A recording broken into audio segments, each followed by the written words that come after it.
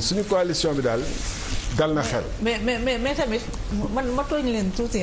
bon les gens de votre coalition nag ñoom ñëpp samay xarit lañu. mais kon buñ lay tooñ est-ce que vous n'êtes pas bal nañu àq ba pare. non dañ may baal samay xarit lañu y comprendre. est-ce que vous n'êtes pas la coalition des hommes politiques qui n'arrivent pas à trouver leur chemin dans l'espace politique?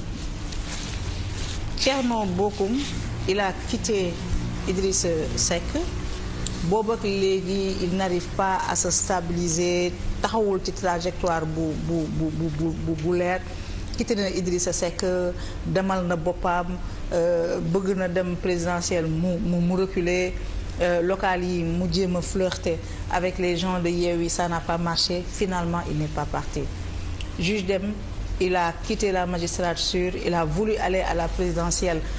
il n'a pas eu local yi, ça ne s'est pas bien passé pour lui. Donc amagul les moyens de changer li ko metti ba mu tax mu quitté la magistrature. Ku mel ni Abdourahmane Diouf aussi quitté na fi nga xam ne moom mooy Rewmi. D'aucuns ont jugé que c'était prématuré. Il est allé réintégrer le monde des affaires à la tête du club des investisseurs. L'expérience ne s'est pas bien passée. Il est retourné dans l'espace politique. Il a créé Awalé local yi damul. Et aujourd'hui xalaat na ne pour ces législatives là il peut prendre sa revanche. Te yéen ñëpp seeni caractère duma bokk ci ñuy bipolarisé parce que diversité moom mooy indi richesse. mais yéen ñëpp ñu bari Sénégal yu bari dañ doon jàpp ne yéen seeni caractère seeni tempérament boo leen demoon defi say ak ñële nga xam ne ñoom ñooy aujourd'hui l'opposition majoritaire depuis les locales du 22 mars xëy na dina gën a mën a joxe. mais ba tey da ngeen bañ ngeen di taxaw ci li nga xam ne moom mooy seeni marque bopp. est-ce que du yéen ñëpp vous n'arrivez pas à trouver votre chemin? Khalifa il a été déchu, il a vécu des expériences douloureuses, mais il a retrouvé le chemin. Ousmane Sonko première expérience 2017 il était perdu, moqué sur ses 30 000 voix. Aujourd'hui il a retrouvé le chemin et une place dans l'espace politique, et vous autres vous n'y arrivez toujours pas. Merci. Xam nga li nga wax ci ñaar ñi mujj noonu nga tudd sax d'ailleurs ça me rappelle Abraham Lincoln. Ñun Sénégal dañu bëgg lu yomb lool quoi, parce que loolu tax sax même suñu diine gi ñu bari liñ ciy jàpp mooy firi gént wala lan yan aaya ngay def pour yàlla jéggal la wala yooyu.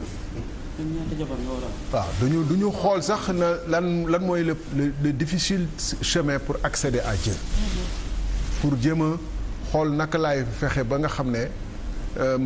benn dimension bi naa ko yegg sinon noonu nañ ma jox ay formule magique rek ma xam ne lii après naa régler sama paradis après ma nekkaat ci li ma newoon. suñu lépp dañu bëgg mu lu yomb du ma généraliser nag, mais dafa bëri ñuy réfléchir noonu joni luxus adduna demeewul noonu. Yonent bi sallallahu alayhi wa sallam ci alquran bu ñuy wax comme ramadan la ñu nekk ñaata aaya loo xam ne esprit défaitiste bii nga may wax nii mooy habité gars yi ba nga xam ne yu bëri dañuy. Je ne suis pas habité par un esprit défaitiste. dama ne moo habité esprit défaitiste bii ngay wax ni moo habité saaba yu bëri tey jii nii saaba ku wax rek ñu bàyyi kenn sañu wax dara loolu mooy diine. mais dafa am ay surat ci alquran yu wàcc yoo xam ne esprit défaitiste boobu ak yàkkamti sotti bëgg a bàyyi li nga gëm ni mooy dëgg pour fekk ñeneen ci li nga xam ne jàpp na ni peut-être sax du dëgg ngir rek justement foofu la mbooloo mi nekk ak coow li nekk non loolu du ngor du diine. Man dama toog pragmatisme politique. non du question pragmatisme man bu ma bëggoon arrivé woon naa palais maa ngi woon palais am déet. maa ngi woon biir palais te bu ma bëggoon négocier ma négocier foofu tey jii nii bu ñu doon lim ñu war a wuutu Macky Sall peut-être ma calculer ni mu wuutu na am na ñu bëri ñoo xam ne politiquement humainement moralement loolu moo leen rey yàgg toog di tarbiyu di xaar seen tour man calculer moo loolu te pourtant waa ji sama waaye la woon wax naa leen ko fi sànq benn. ñaar xam nga man. sa waay la ba tey sax dégg nga. xam nga ñaar man inspiration bu may am ci Coran bariwuma nag di wax Coran et cetera ayuma ci sax sama allo soriwul sama gars yu seen allo sori ñu ngi Thiès di jiite ci jàkka yeeg yooyu man dama teel a dem école ayuma ci waaye am na lu ma ci. tu as renoncé au minbar volontairement. mais am na lu ma ci far dama ci wax ni ay suurat bu muy gën a dikk ci man ci yi may dund yi nii mooy suuratu Fath bu yàlla di wax fàttale yonent bi jafe-jafe yi mu jaar yëpp ak problème yi mu jànkoonteel yëpp ak fi nga xam ne dafa ne ñu nekk ak seen zénitude seen sérénité nu mu leen di yokkalee ajouter la foi à la foi bëgguma wax aaya bi parce que mun naa mu am ma juum ci ma kii mais pour wax ne c'est Dieu qui a ajouté qui a mis de la sérénité dans le cœur des musulmans pour ajouter la foi à la foi. C'est-à-dire que chaque jour il faut renforcer sa foi par les épreuves en restant zen. ñun loolu la ñu gëm le but mon but c'est pas d'être président de la République d'ailleurs dañu war a laaj sénégalais yi ku nar a nekk président de la République ëllëg yan jafe-jafe yooyu fi nar a toll ak yan problème yoo nar a jànkoontal ak ndax moom dina dund. moi j'étais ministre gis nga ba ma nekkee ministre dama jàppoon résolution que par exemple yi affaire gaz yi manqué ni du ma kii wax naa ko ci téere bi te amul woon chaque lundi dama daan def le point bu amul 15 jours de stock de gaz et de pétrole ñaar ñi nga xam ne dañ leen jox priorité importation damay jox autorisation ñeneen ku mun na indi pour que ñu am 15 jours de stock dans le pays c'était ma décision ferme que du am ay kii dégg naa fi nag ministre bi naan Diouf après xam naa ni nga kii noté boobu tamit dégg naa ministre bi naan ay embouteillage moom moo tax ak ay kii moo tax camions yi mënuñu woon am mais nom de Dieu mais naka la ko Sénégalais yi mën a surtout yéen taskatu xibaar yeeg gars yi taxawal nag moom di ko interroger mais embouteillage day am 2 heures du matin embouteillage day am 3 heures du matin mais xam nga loolu wax ju secteur pétrole bi moom wax ju doy waar la mais mooy wax na ko fii donc xam nga boo ñëwee benn semaine. bul teel a wax maa ngi bëgg a woo Sophie kon du ñëw te moom day seetaan loo ko wax dégg na ko nag parce que benn jour wax naa waxam ci plateau bi dégg na ko lu ngeen wax ñu dégg ko parce que madame Dubaï mu kar waaw te ngeen ma bàyyi ma madame Dubaï ndaw si kar ma ci en tout cas daal li mu joxe comme explication c'est pas convaincant. c'est-à-dire que désolé. et puis dafa am ay gars yu taxaw ak moom tànd ko micro muy wax peut-être boobu ñoom ñu ngi nelaw il y avait des embouteillages parce que mais comment se fait-il que embouteillage woon mun a am 4 heures du matin wala 3 heures du matin mais ñu bàyyi ko muy dérouler. wala nan lañ mën a bàyyee sax ba loolu am. mais parce que loolu laay wax ku nekk ministre du caaxaan. DG du caaxaan DG Sénélec du caaxaan. ministre du pétrole du caaxaan. donc président de la République encore pire. donc objectif bi du coûte que coûte nañu nekk président de la République ah. mais ton objectif n'est pas d'être président de la République. attends je dis en coûte que coûte. moo bu ne man bu ma wax man je parle pas pour parler moo bu ma wax c'est extrêmement important et précis. man mon objectif n'est pas coûte que coûte d'être président de la République. bien sûr que c'est un honneur redoutable qui m'échoit mais je dis que parce que li ñu bëgg mooy Sénégal changer qualitativement et quantitativement et que dañ ci def suñu kéem kattan bu ñuy ànd dañuy ànd ñoo xam ne ils ont le même motif le même mobile la même détermination le même engagement et que wóolu nañ leen ni que ba fu ñu li ñu leen xam ni bu ñu joroon mbir mi ku ci nekk dina ci xar tànk tubéyam ci kéem kàttan te ñi ma àndal ñi sama xel dal na ci wàllu jooju donc après keneen ku mu neex na ànd ak ku ko neex mais nañu moytu ci réew yi populisme bi entraîné gis nga Zelensky bokk nañu ci tas Ukraine bokk nañu ci tas Ukraine je suis contre la guerre je suis contre li Poutine di def mais dafa bàyyi américains yi utiliser ko ba tey jii nii ñu ngi koy jox ay armes di ko jox ay kii au lieu mu négocier. mais parce que fan la jógee populisme gars yi topp kenn sañatu ko woon wax dara. vedette cinéma avant ça comédien di def lu ko neex ba pare gars yi fabrique ko jox ko buzz kenn sañul wax ci moom dara débat mënatul woon am fi mu toll Sénégal foofu la toll loolu mooy mal du Sénégal man dama jàpp ni da ngeen war a wax ni que pourquoi débat mënatul am débat dafa war a mun a am loolu mooy démocratie ñu weccante xalaat ci am mais na ñëpp dem fii na ñëpp dem jébbalu ji fii ñeneen ñi jébbalu ji fii xanaa tarixa sax duñ la ne par force demal jébbalu ci tarixa bi Amadou mais léegi ngeen bëgg kut ko kut na ñenn ñi jébbalu ci ñoo xam ne motuñu sax taalibe bay wat sëriñ ñu dem pour une fois loolu ci politique rek ngeen ko bëgg a am xanaa taalibe yow sax boo juree sa doom doo ko ne kut ko kut dama ñëw da ngay jébbalu ji fii day dem ba yow da nga ne sànq da nga ànd ak ñoo xam ne yéen a bokk objectif yéen a bokk ambition yéen a bokk vision beneen coalition de l'opposition bi yéen a bokk objectif yéen a bokk ambition non yéen a bokk objectif l'objectif c'est de conquérir le pouvoir et de changer les choses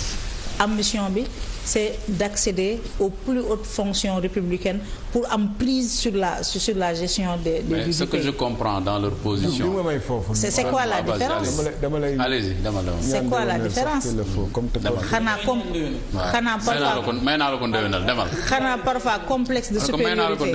bu leen habité ngeen jàpp ne tu as été cadre pendant plus de 30 ans tu as été DG tu as été ministre ba ngay politique ñooñu ay xale lañu. xanaa complexe de supériorité bu leen habité ñu bari ci yéen ngeen ne du ñu dem topp ci ginnaaw booy yooyu waaye booy yooyu tey nag ñoom ñoo xew ñoo yor buzz bi comme di Amadou ñoo am caaj. débat bi mu ngi commencer intéressant même si xam nga ñun pauvre Afrique tey mooy 50e anniversaire de ces Nkrumah des débats débat la woon quoi idéologie position et cetera fii kii moo la gën a rafet kii tukulóor la kii séeréer la kii moo am caaj kii moo am buzz loolu mooy débat bi au Sénégal malheureusement bokkuñu objectif ñoo bokk moyen yi ñu bëgg a utiliser moyen bi mooy accéder au pouvoir peut-être man dama jàpp ni pouvoir ak ambition c'est transformer le Sénégal mun ngeen ñu bañal lu leen neex mun ngeen ma bañal lu leen neex mun ngeen bañal un monsieur comme juge Dème lu leen neex wala Thierno Bocoum wala Cheikh Oumar Sy mun ngeen ko nangul que aux heures les plus graves du pays wax na même parfois en ayant la meute contre nous mais wax nañu clairement lu ñu gëm pour le pays donc ñun on ne cherche pas la masse pour chercher la masse benn ambition bi du nekk président de la République parce que je pense que nekk président de la République encore une fois ce n'est que le moyen pour transformer le pays changer Sénégal bu ma óoroon ni que ñii ma àndal wala man mënuñu ko damay te tout le temps damay ñaan yàlla bu fekkente ni loolu narul antu yàlla nañu yàlla dëddale ci politique sax faf du ambition nekk président de la République c'est une vanité comme dirait l'Ecclésiaste dans la Bible là je lis un peu de temps en temps pour m'inspirer nee na moi d'Ecclésiaste fils de David roi d'Israël j'ai goûté à tout ce qu'il y a de plus beau sur la terre j'ai eu tous les beaux palais mais tout ça est vanité la le pouvoir donc le pouvoir pour le pouvoir c'est la vanité la pire des vanités c'est celle qui conduit à des guerres c'est ce qui conduit l'Ukraine à la désintégration waa ji mu ngi nekk ci télé yi nag di show tey mu ngi parlement Union européenne demain mu ngi parlement France di joxe ay ordre France boycotté leen nii kërëb kërëb te moom mu ngi jënd pétrole am ba tey ak gazam de l'Arabie Russie boycotté wul loolu prévenu de enfin gars yi soupçonné ko détournement xaalis ay Pandora Papers yi di gars yi di ko jox arme rek gars yi di bombarder de l'autre côté Russie di des dëkkam di bombarder d'ici 100 ans mais dafa war a toog négocier donc loolu mooy ambition ñun pour nekk à la place de comédien comme ça ñun suñu ambition mooy li Nkrumah rêvé woon mooy j'étais très ému tey ba ma déggee doomam di nii kër gi mu amoon sax daf ko maye woon état pour muy dalal mu ñu ciy dalal gan parce que boobu état bi amul woon ay kër yu kii te moom bàyyiwul kër 50 ans après sa vie Nkrumah ñu ngi témoigner Cheikh Anta n'a jamais été président de la République du Sénégal mais Cheikh Anta daraja maqaama bu mu am na ñu fi nekk président de la République amaana profité nañ ci matériellement nii mais anamu jeex na mais Cheikh Anta foo taxaw Afrique foo taxaw États-Unis boo ko tuddee ñu ne gàcce ngaalaama donc ñun loolu mooy ambition bi marquer l'histoire de ce pays positivement pour que ëllëg ñu ne cette génération là am nañu lu ñu liggéeyal Sénégal te may mun na dañ ciy ndamoo de di ci sant yàlla gis nga démb dama toog sama kër sama téléphone sonné après naa la woon numéro beeg lépp góor gi nekk Ndingler maa ngi koy nuyu di ko ziyaare di ko jaajëfal woo ma ne ma kañ ngeen fii ñëw soxla nañu bu ñu naanee ndox ngeen ñëw fi parce que war nañu ruuj plutôt ruuj moom baaxut ruuj war nañu ruuj te 2 ans ngi ni béy ñu ñaari at a ngi ni béy ñu suñuy tool bu amee ay nit ñu sonn ñu nekk ci réew mi amay jafe-jafe yaakaar ni ñun war nañu mën a nekk seen baat parce que yàgg nañu dégg ci seen i xeex ñu taxaw di ko xeex loolu rek sant yàlla la. parce que am nañu njuy la ni ñu njuyee Bassirou Diomaye nañ ma njuy amul problème porté seen combat amul problème ba réew mi yëpp am ci émotion ba ñu waree wote lu ñu lu jege sax liste boo xam ne Bassirou Diomaye porté na ko wala ay nitam porté nañu ko dañoo wotelaat pouvoir. déggoo fi ma waxee déggoo fi ma waxee bu doon loolu la ñu bandonné bu yàgg ñun yàgg nañu dem élection ñu ñuy gagné te óor nañu lu ñuy liggéeyal askan bi ñu ngi koy liggéey te ñoom teg nañ ci bët ba Thiès bii nii. waaw mais waa Ndingler waroon nañu conséquent. non bul dem waa Ndingler bàyyil ñooñu waxal Thiès fi ma dëkk. nga jàpp ni maire yoo xam ne gars yi xamuñu leen sax ñu wooteel gars yi ba ñuy woote xamuñu leen sax te ñu yàgg fa di dox mais loolu du ñu découragé parce que dañu jàpp ni foofu laa lay waxee dimension ba may waxee parfois ak bi ngay waxee man bokkut dimension ba may waxee ni mooy dama ni yàlla moom mooy joxe bul foog ni def nga waslu nga àq rek yàlla daf la koy jox da ngay yëngal àq yi le reste nga bàyyi ko loxo yàlla mu tànn ku mu neex bu la ko joxulee da ngay ni naa xoolaat ci sama jëfin ak ci sama taxawaay ak ci sama wax lan moo ci dëng ma defarwaat. mais ba mu la koy jox yaa ngi ma naan. wala ba mu ñàkk la ko jox nga jàpp d'accord. défaitiste mais je pense que aussi loolu mën nañu ko qualifier d'attitude défaitiste. du tout c'est-à-dire le monde ça court très vite les gens n'ont plus de temps un leader. da nga war a incarner l'espoir et l'audace the audacity of hope. audace ci quoi. l'espoir et l'audace. l'audace mooy lan un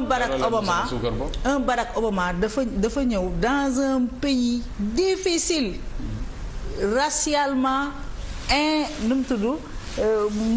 mënoo ko dugg. de 2004 moo jël sa temps de parole. 2004 2002 mu commencé lancer ambition am